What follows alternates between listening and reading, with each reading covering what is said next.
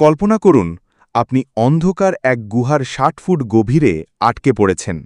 সামনে নেই কোনো আলো, নেই ফিরে যাওয়ার রাস্তা, শুধু আছে শীতল পাথরের চাপে ভেঙে আসা হাড়, মুখে পড়া বরফ জলের ফোঁটা আর ক্রমাগত নিঃশেষ হয়ে যাওয়া নিঃশ্বাসের শব্দ। এখানে আর কল্পনার কিছু নেই।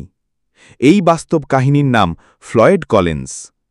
একজন নির্ভীক কেভ এক্সপ্লোরারের স্বপ্ন কিভাবে ধ্বংস হয়ে যায় মাত্র কয়েক ফুট পাথরের নিচে, সেই গল্প আজ আমরা দেখব।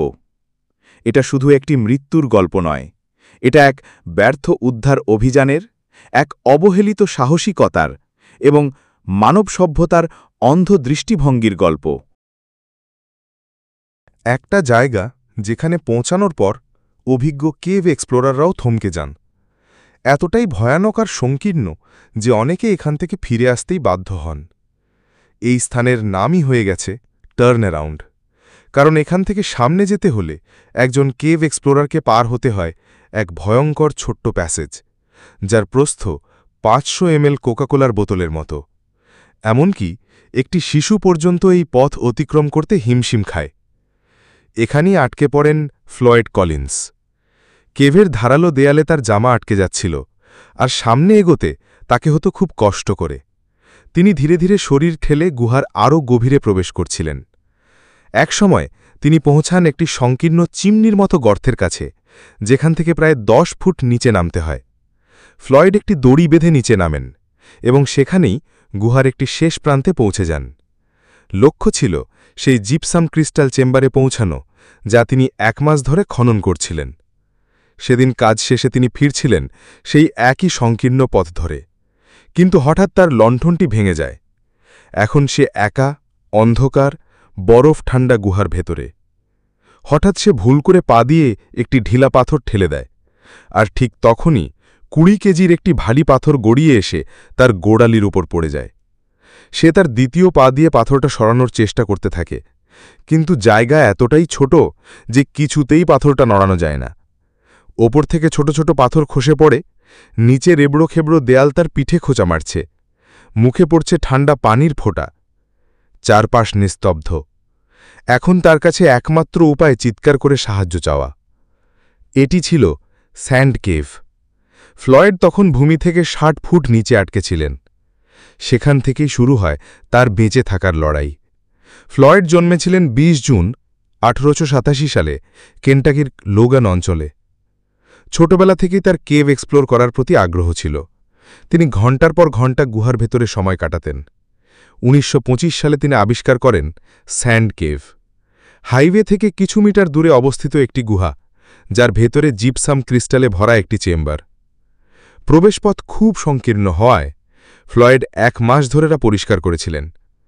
৩০ জানুয়ারি ১৯২৫, যেদিন তিনি চেম্বারে প্রবেশ করেন এবং ফিরে আসার সময় পথ আটকে যায়, সেটাই ছিল তার জীবনের শেষ অধ্যায়ের শুরু। ২৩ ঘণ্টা পর তার পরিবার বুঝতে পারে কিছু একটা ঘটেছে। ফ্লয়েডের বাবা, কাকা ও ভাই হোমার কেভে এসে তার নাম ধরে ডাকতে থাকেন। ফ্লয়েড সাড়া দেন। তখন হোমার কোনোভাবে তার ভাইয়ের কাছে পৌঁছান, তাকে হট কফি আর স্যান্ডউইচ দেন, সাহস যোগান। কিন্তু উদ্ধার কাজ কঠিন হয়ে যায়। স্থান সংকীর্ণ হওয়ায় উদ্ধার করা ছিল অত্যন্ত ঝুঁকিপূর্ণ। হোমার ৮ ঘণ্টা চেষ্টা করেও পাথর সরাতে পারেননি। তিনি বাইরে এসে সবাইকে জানান। খবরটি চারদিকে ছড়িয়ে পড়ে। সংবাদ মাধ্যমের ভিড়, হাজারো দর্শনার্থী, ক্যামেরা, মেলা, ব্যবসা সবকিছু গুহার সামনে জমে যায়। স্থানীয় ও জাতীয় সংবাদপত্রে খবর ছড়িয়ে পড়ে, আর অনেকেই ফ্লয়েডকে বাঁচাতে এগিয়ে আসেন। এক রিপোর্টার, উইলিয়াম মিলার, নিজে গুহায় গিয়ে ফ্লয়েডের ইন্টারভিউ নিতে যান, শুধুমাত্র পত্রিকার টিআরপি বাড়ানোর জন্য। অথচ ফ্লয়েড তখন জীবনমৃত্যুর সন্ধিক্ষণে। একসময় ফায়ার ফাইটার রবার্ট একটি দড়ি দিয়ে ফ্লয়েডকে টেনে বের করার পরিকল্পনা করেন, কিন্তু পাথরের চাপ আর ভিড়ের কম্পনে গুহার একমাত্র প্রবেশপথ ধসে পড়ে। এখন একমাত্র উপায় ছিল ওপর থেকে ৬০ ফুট গভীর খনন করে ফ্লয়েডকে বের করা। কিন্তু খননের সময় শুরু হয় ভারী বৃষ্টি। উদ্ধার কাজ বারবার বাধাগ্রস্ত হয়। মাটি ভিজে যায়, পাথর সরে পড়ে। উদ্ধারকারীরা অনবরত প্রচেষ্টা চালিয়ে যেতে থাকেন। জনসাধারণ তাদের খাবার, কাপড় আর সরঞ্জাম দিয়ে সাহায্য করতে থাকে। কিন্তু সময়ের সঙ্গে সঙ্গে আশা ক্ষীণ হতে থাকে। কেউ কেউ বিশ্বাস হারাতে শুরু করেন, কিন্তু ফ্লয়েডের পরিবার আশা ছাড়ে না। প্রায় ৩০ ঘণ্টার প্রচেষ্টার পর তারা পৌঁছান ফ্লয়েডের কাছে, কিন্তু তখন অনেক দেরি হয়ে গেছে। তিনি আর বেঁচে নেই। মৃত্যুর সঙ্গে ১৭ দিন লড়াই করে ফ্লয়েড হার মানেন। তাকে সেখানেই সমাধিস্থ করা হয়। এই ঘটনা আমেরিকার ইতিহাসে অন্যতম বেদনাদায়ক ও বিস্ময়কর কাহিনী হয়ে থাকে। মানুষের অদম্য চেষ্টা, সংবাদমাধ্যমের নৈতিকতার প্রশ্ন এবং জীবনের সীমাবদ্ধতার এক বাস্তব চিত্র তুলে ধরেছিল ফ্লয়েড কলিন্সের এই ঘটনা।